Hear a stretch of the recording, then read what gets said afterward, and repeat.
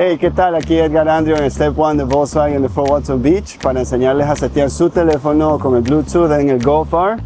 Bueno, y como les voy a enseñar aquí cómo setear su teléfono, ya sea Android o Apple, van a irse a Bluetooth y van a buscar el vehículo. Entonces, una vez pongan en el vehículo, va a leer su teléfono, le van a dar a aceptar, confirmar si quieren pasar los contactos, los mensajes y todo. Y así una vez le hagan el pair, va a salir todo su dispositivo en su carro. Y así pueden usar el mapa, pueden hacer llamadas, mandar mensajes, poner música y todo lo necesario de su teléfono en el carro.